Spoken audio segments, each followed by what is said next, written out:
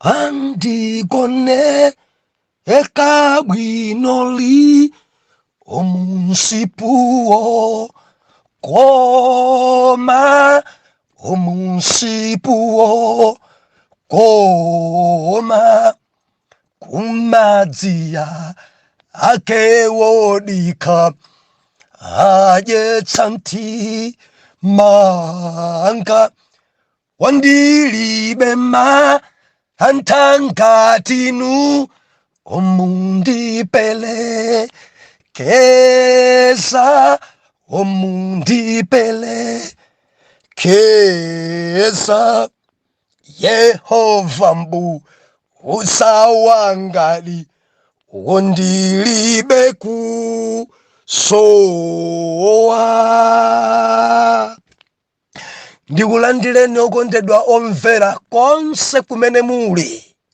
Heneleke Tchale mtumiki wanu believer lero pa 21 April 2023 tupitiliza topic ya dzulo mbusa wabwino. Believer tulimbikitsika, tudalitsika endi tukunenepa. Buku ya Yohani ndodzadzani minofu kwambiri buku limeneli. Endero believer tifika ponena kuri zotsatira za nkhosa imene yadya ndi kukura. Believer kudziko kuno nkhosa zina sizikukura, sizikudya moyenera, zotsatira zake nkhosa zikuonda. Dzikamaenda believer dzuchita chodzedzereka, dzuchita chopheperuka chifukwa chakuti dzakudya. Nkhosa zambiri zonyenchera, nzotupikana, madyedwe sali bwino. Madyedwe ya nkhosa sizili bwino, dzuchita oneka misempha, nkhosa zowonda zochita kuoneka ndituti uku kukudya kuvura. Believer ife tinayiona dzulo tikamanena kuri mbusa wabwino amakhala chitsanzo. Mbusa wabwino ndi chitsanzo, ende amazuza nkhosa mukhale otsanza ini. Kudziko kuno kwadzadzara mbwali yena tianarasika eva rimanena kuri mudzikhulupirira zimene ndikunenazi, musamakhulupirire ntchito zanga. Koma dziko langa believer ndi marindi nene sionse amene akusitcha kuti aneneri nkuti kumwamba Mulungu adaruma. Believer kuli maofesi angapo, maofesi ena wakutumidwa ndi jabu, ena wakuchokera ku midima, adzuka nawo nkumagwirisa ntchito baibulo, avala kankanjo kawo kooneka ngati ende, atumidwa ndi kumwamba. Usamakopeke ndi haleluya, usamakopeke kwa mpiri ndi malilime, padzadzara mbwali kwa mpiri, akaphulisa malilime apariya mandolo. Dzimawu zochita kwayenera koma believer kumwamba sadatume. Mori ena akayankha aniruma, adakuruma nidi Mulungu, mudamva voice ya Mulungu kuti Mulungu akurumani, mudamva, mudakumana pari, adakurumani pari, message yanje mene adakupasani. Believer tili masiku otsiriza. Yesu adachita kuchenjeza onga aneneri wamkulu Samalani adzadzuka, aneneri abodza ambiri kumaperopero kuti asokoneze ngakhale nkotheka osankhidwa, kuti asokoneze Israeli, kuti asokoneze Ayuda ena okhulupirira kale, kuti asokoneze mabeliever ena. Izi zimachitika kwa abusa oyipa amene diabo aruma. Haleluya. Mbusa ndi chitsanzo. Amandidalisa Paulo, khalani wotsanza ine. Yesu akamanena khalani wotsanza ine, amayenda muzimene akuphunzitsa. Khristu amayenda mu chiphunzitso chake. Paulo amalemekeza zimene akunena, akamanena zodzichepesa. Paulo mwiniyo ankaenda nkudzichepesamo. Dzulo limanena kuri palibe kumathero ora inayo apapande kuti basi pano ndekuti ndine bwana inu tamapangani zimenezi ine ndi bishop wanu. Zikafika pamenepo believer dabwa nazo kupembedzera bishop ana kupembedzera ena sala kudya kuikweraso phiri kukwera phiri. Yesu ndi chitsanzo chathu. Yesu ankapembedzera, Yesu ankasala chakudya, Yesu adani nthawi zapadera ndi arare kupemphera. Zomwe ndidabwisa kwambiri kuti mtsogoleri uyuyu sapemphera, sasala kudya, alibe nthawi ya intercession. Zomwe ndidabwisa kwambiri, atumidwa ndani uyu? Ndi chitsanzo cha ndani? Atumiki ambiri amene sayandikira Mulungu, zotsatira zake amayandikira diabu. Believer kuli kuwiri kwakha kumene timayandikira. Ngati suyandikira kwa Mulungu, umayandikira kwa diabu. Andi aliyense amatenga mphamvu kumene iye ayandikirako. Mumayandikira kuti haleluya. Mulungu athu Mulungu wabwino. Lolani kuti tiwerenge Salimo chapter number 23, verse number 2. Mawatsogolera amwayi amene Yehova akhala m'busa wawo. Ndi anthu amwayi, ndi anthu okondedwa amene Yehova akhala m'busa wawo. Kutanthauza kuti alipo ena ku dziko kuno Yehova si m'busa wawoyi. Ndikuti anthu amene ngatsoka. Believer akhoza kuoneka munthu ngati akunjoya koma sakunjoya. Molingana ndi mawu a Mulungu amanena kuti chisangalalo cha anthu oyipa, anthu ochimwa chidzatha msanga. Ndi mawu amene akupezekanso ku Masalimo. Olani kuti ndipawerengeso pamenepa chifukwa cha mutu tili nawo. Salimo chapter number 37. Mawotsogolera kusangalala kwa ochimwa kudzatha, olungama akhalitsa nathandizidwa ndi Mulungu. Amwayi amene Jehova ali m'busa wawo, ndi anthu okondedwa amene Jehova ali mbuye wawo, ndi anthu opambana amene Jehova ali m'busa wawo. Believer kudziko kuno ena busa wawo ndi Satana ndi diabu. Ndimafuna kuti Mulungu akuthandize kwambiri masiku otsiriza ukhale m'masozi.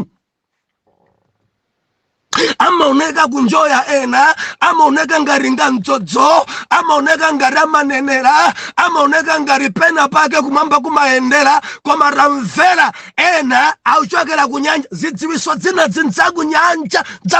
Ndakhala ndikulisa khwerere pano, samala akhoza kukunenera kukutchulira dzina lako la paubwana, kukuza dzina la akazanu, kunena za kuchipinda kwanu, kumanda kuti pano ndikulankhula pano ndili m'nyumba mwako. Ndikuyamba kulongosola za fridge yanu ili mbali, kulongosola screen yanu ili mbali. Nimainche somwe achani a screen. Mwe ndisare tu inu kumaria man of God. Tamvera zinazi va kunyanja hivi. Ambuya atithandize. Ambuya atithandize. Ngamwayi amene Jehova ali m'busa wawo, chifukwa adzakhalitsa koma chisangalalo cha anthu ochimwa chidzatha msanga. Believer samasilire anthu ochimwa akamasangalala dzili ndi expired date. Kali mzinthu kaya ngolemera kaya kuchita bwanji, koma ngati alibe Khristu dzili ndi expired date. Pompano dzitha, maso ako udzaona kuti zinthu zidzasakala zapita. Baibulo linakuti koma olungama adzakhalitsa mothandizidwa ndi Mulungu. Believer tidzakhalitsa mothandizidwa ndi Mulungu. Dzana yawe dzilibe expire, dzana yawe dzimakhalitsa, dzana yawe dzimapita chitsogolo, dzana yawe dzimalimba, dzana yawe mpakana, dzana Mulungu. Koma idzi dzakumidimadzi dzili ndi malire kukhwima, kulemera kwa kunja, kulemera kwa anthu ochimwa kuli ndi expired date. adali nadzoka lero bwa adali nadzodzana lero bwa chitumwa chidantembenukira nyanga zidantembenukira kale adali bwana mkubwa lero mukakumana nawo bwa kale adali apostolo bwa dzili ndi expire date dzandondocha dzikakuchokera umasauka birifa zitumwa zimasukunuka zili ndi expire date makamaka singangayo akafa zako zafa akangomwalira amene akupasa mankhwala pomwepo mtima uja pa zindithera bwanji zindithera bwanji amene mpano penga misala china chilichonse chimapita amwayi amene Jehova ali m'busa wawo ngamwayi ngatsoka amene apembedza Satana ngatsoka amene alambira dziwanda ngatsoka amene amalambira njoka ngatsoka amene amapembedza zopanda moyo amwayi amene Jehova ali m'busa wawo. Lole ndiwerenge verse number 2. Bible ikunena kuti Psalm 23 verse number 2, anditsogolera ku busa la sipu, anditsogolera ku madzi odika, atsitsimutsa moyo wanga, anditsogolera mabanda chilungamo chifukwa cha dzina lake. Inde ndingakhale ndiyenda mchigwa cha mthunzi wa imfa sindidzaopa, pakuti inu muli ndi ine, chibonga chanu ndi ndodo yanu izi zindisangalatsa ine. Haleluya, m'busa wabwino. Dziroti manena kuti amakhala chitsanzo.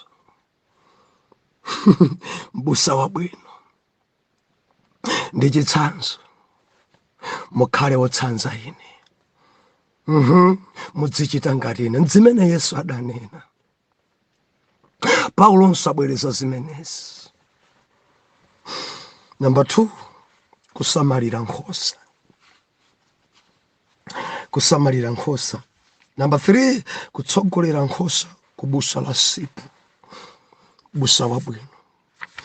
Kutsogolera nkhosa ku busa la sipu. Ndedziro limapenya pamenepa.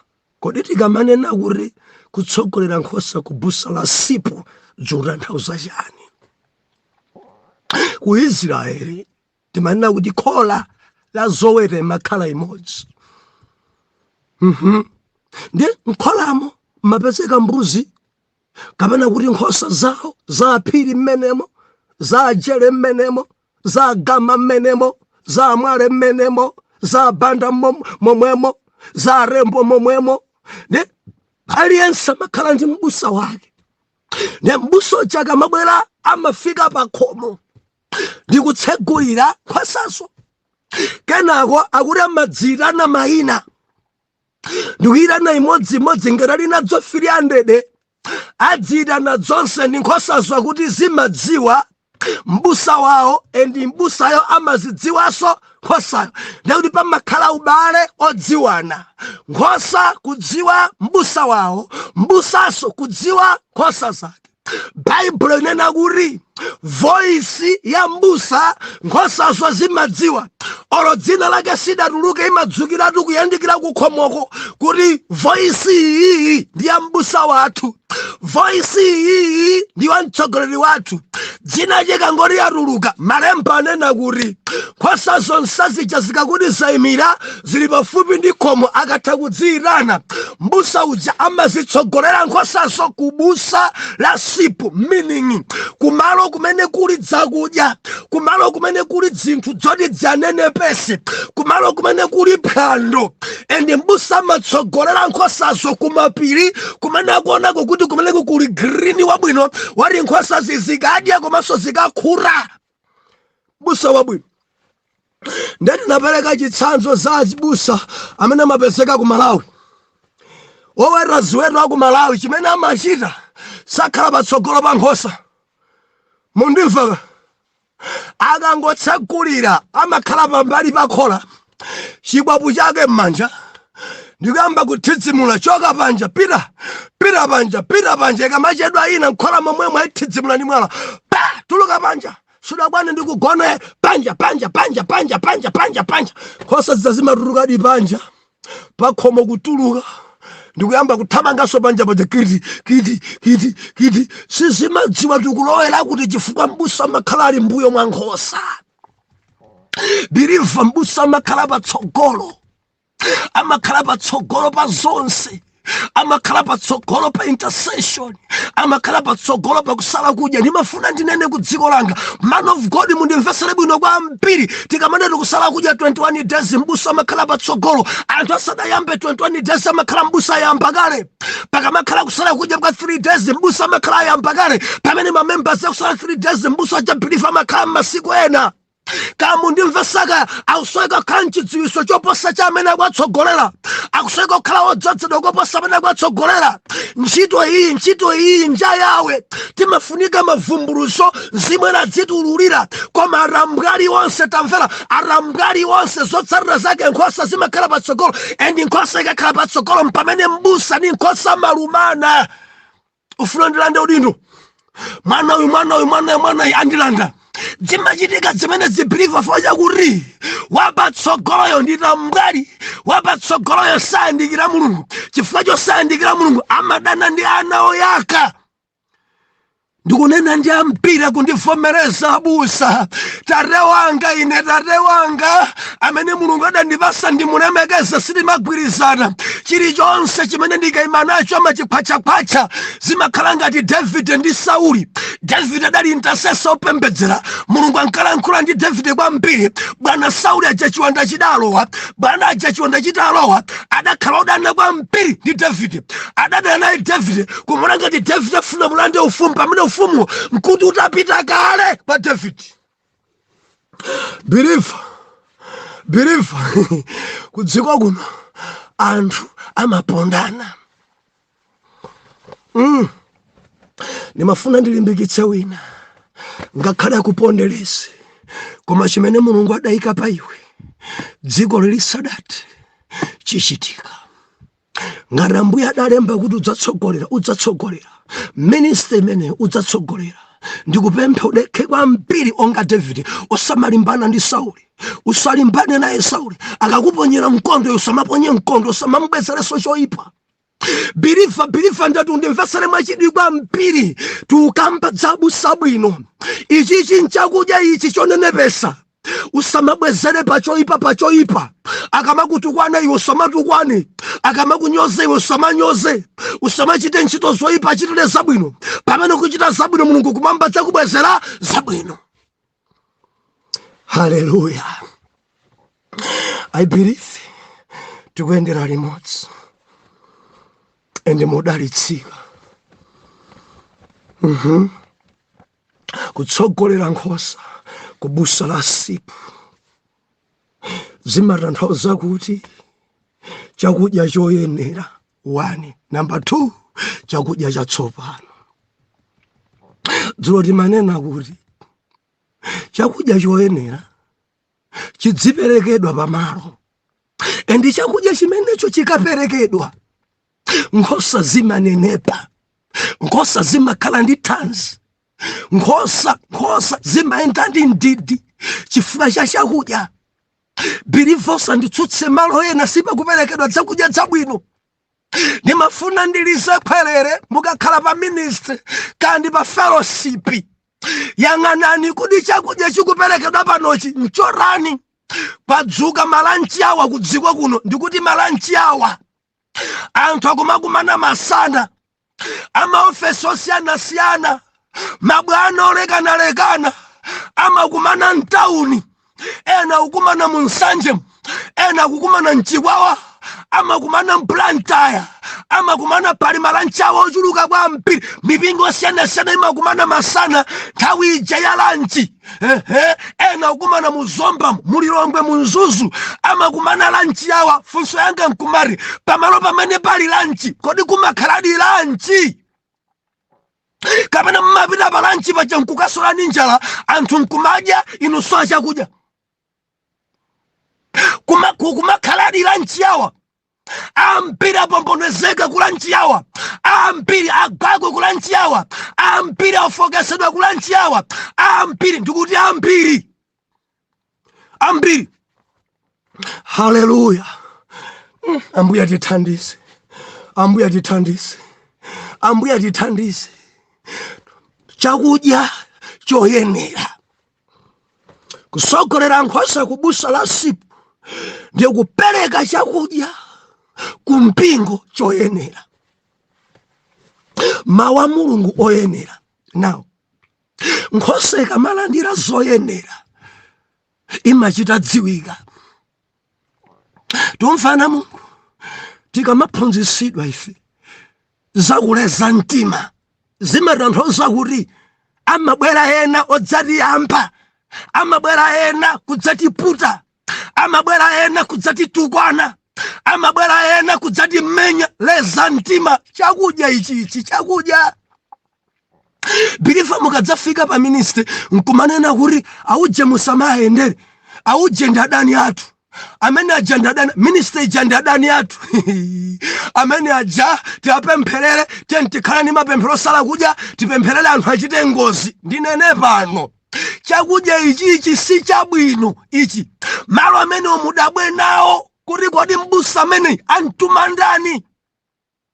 Kusala kudya kupempherera ena kuti business yawo ithe, kusala kudya kupempherera ena kuti afe, kusala kudya kupempherera ena kuti apeze mavuto. Biliva si Mulungu, si Mulungu. Thawapo uonda, thawapo tamvera uoneka misempha kuzimu. Chakudya chabwino manena kuti tilibe ndani, teni tapempherera adani athu. Yesu adani na choncho, pemphererani adani anu akondeni, aonetsereni chikondi cha Khristu, osabwezera choipa kuchoipa. Tilibe ndani, teni tiakonde. Akamaona chikondi chathu adzalemekeza Jehova. Koma ngati pakuphunzitsidwa udani ndi ukamba ndi ambiri, ena ndi adani awo. Amene uja dzifuka zosayenera rinkuima patsogolo. Amene uja musamale naye, musanjane naye, nyumba yanu musamulandire, musamuimbire foni. Ena mudaboloka anthu chifukwa mudawuzidwa ku ministry ina. Mulungu akulankhuleni, si chikhristu chimenecho. Chakudya chimenecho chikondesani. Nzanu munkalumikizana naye mudamboloka, adakuza ati mnenero pa mtundo jane na choncho mwaboloka anzanu aja chifukwa cha pena chakudya choipa. Ambuya tithandize, ambuya tithandize. Chakudya choyenera komanso chatsopano.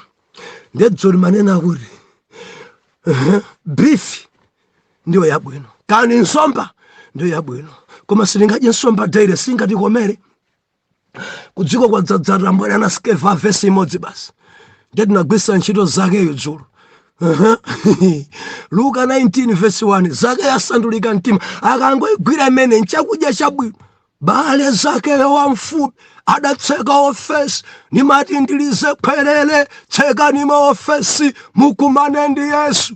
Ngati ena kuchingani pesa plani, kakwere muntengo onse kupondereza udzayang'anira pansi. Hallelujah. Anthu man of God, God deeper, ampaso tenga pa maliro ati Luka 19, ndimafuna ndikuchenjeza Bilifa ngati uli wamfupi, thamanga pesa chochita kwera muntengo kuti onse amene ankakuchinga choyang'anire pansi. Hallelujah.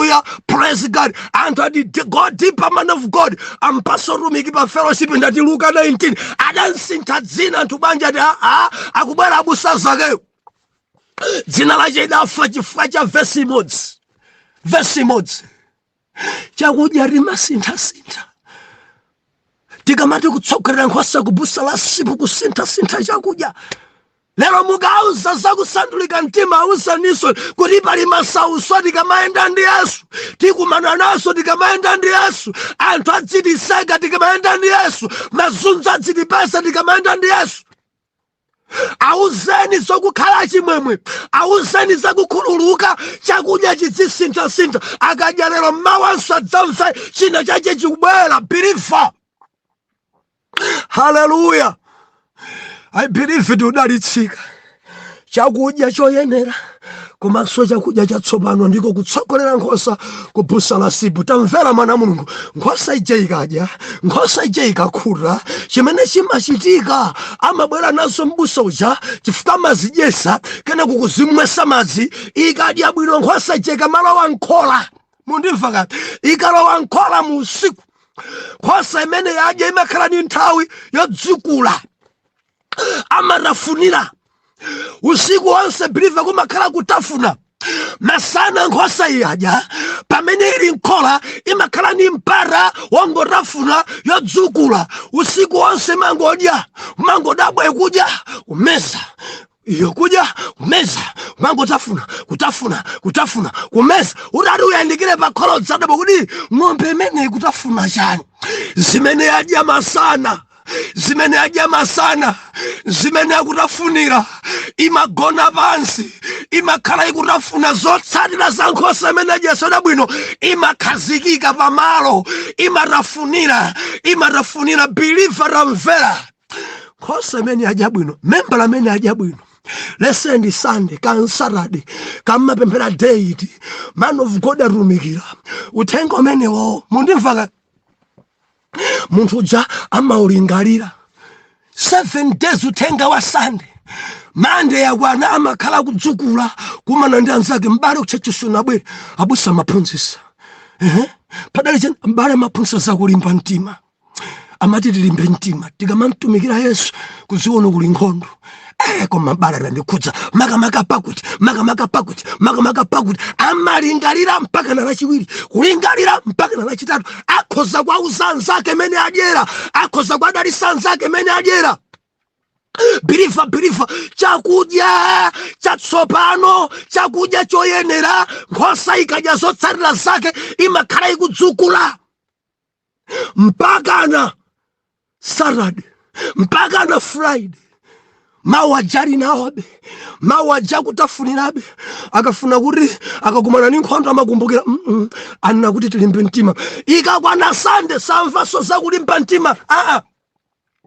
Ayi ndekuti Sunday chakakwana adzaphunzitsidwa zina zokhudzana mchikondi, ndi adzakhala kudzukulanso Monday mpaka na Friday kapena Saturday.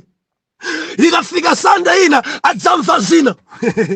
Hallelujah. Biliva. Nkhosa iyi singachore khola.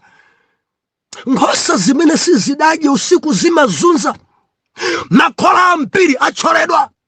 Nkhosa sizinadye. Biliva alipo abusa ena mangoziyendesa m'mapiri, choka nazo m'mudzi kumangozizunguliza mpiri, wasaziyimisa, wasazidyesa, wasazimwesa, ndi akamabwera amazitsekera. Nkhosa ija imatsekedwa isadadye zotsatira zake, ndi ija imachoka, imachola waya. Bwanji yadya munda mwawina, bwanji yaononga mmera, bwanji yapanga zakuti yachola, bwanji nkhosa iyi khola sinadye. Pang'ono kuchoka mipingo mwina pamakhala kuti pamalopo chakudya chavuta, koma nkhosa imene yadya ikhoza kuyesa kuchola ibweranso yokha mwansanga, chifukwa zimene amadya ndi mbusa wayo sakazipeza kwinako. Iniyo ni mboni mudzamva kuti tabwereranso tinachoka kumamene tapitako. Kosiyana ndi kuno tabwereranso. Busa anzanga mundifomeza akamanete tabwereranso ndikuti pamenepo pali Yesu ndiye mbusa wabwino. Kumene adapitako asemphana nazo kulibe.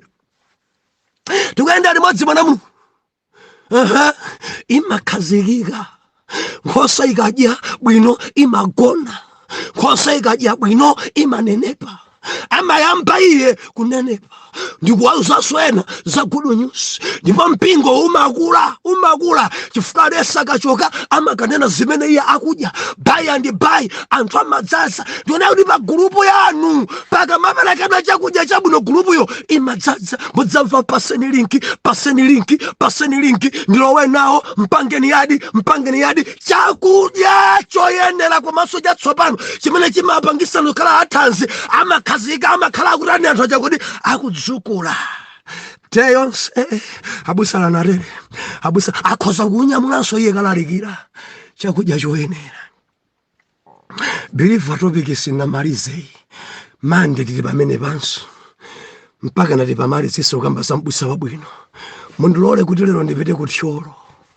Before pa number 1 tipita cha kumadzulo ku mudzi ondaiwalira kaya kuli network ine sindikudziwa koma cha kumunsi pang'ono, koma tikupita ku Tchale tipambana vumbwe kupambana pa number 1 choncho chapa pali stage yopita kumadzuloko kumeneko kuli fire. Tiyamba lero mawa mpaka na Sunday Tchale tikakumane kumeneko. Mukhoza kuimba foni ndikuwuzeni malo enieni ndikafika. Atate m'dzina la Yesu lolani mwapadera kuti inu mukhale m'busa wathu.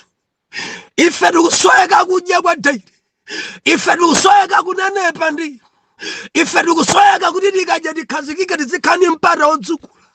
Mudzina la Yesu Jehova mulemekezedwe. Tadya zinthu zotibwereka m'mimba, tadya zinthu zotidwazika, tadya zinthu zopanda thanzi, tayenda ife ophepeluka, tagwa malo osenera kugwa, tagwa chagadapi chifukwa cha zakudya zimene takhala tikudya. Ambuye ndikupemphera m'dzina la Yesu mutikomere mtima, tidye zochokera pa inu m'busa wabwino, kuti tinenepe tende ndi ndidi endi tikhazikike nkhola tisathawe. M'dzina la Yesu wayera mtima tiyankhe kuti amen and amen.